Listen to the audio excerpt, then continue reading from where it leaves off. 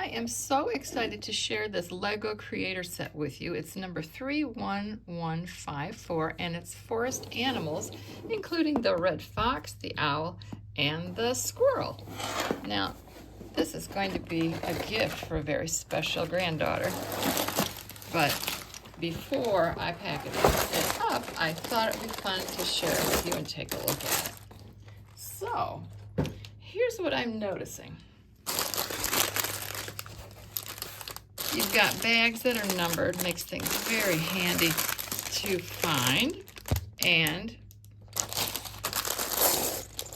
everything seems to be brown, which is a good thing that there's some instructions here. So there's the build information for the owl and for the squirrel. And the interesting thing, I think, is that many of these parts are articulated. The owl's head goes all the way around. Some of the branches move. The big deal, though, is the fox. Wow, mouth opens, head turns, tail goes up and down. It can be posed to stand, sit, maybe pretend running.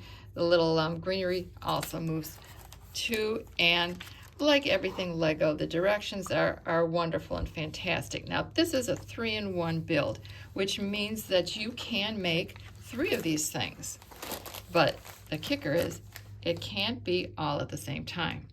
So if you have a glass half full kind of kid, might be a good thing to explain that this is actually a pretty good deal, because after you make the fox, for example, and you enjoy playing and making, then you can take it apart and make the other 2. So it's longer times for playing with Legos. I'm going to stick with that. The other thing that I think is really good is that you can get an app. And then you can build, and every step along the way is illustrated and animated, which is very cool, I think, to be able to track your progress and to see what you're doing correctly all the way along. Now, you don't need an app for that, obviously, but it's just kind of a special thing because all of the pages have very good instructions, and they have this little dot that tells you sort of where you are along the way as you're creating the build.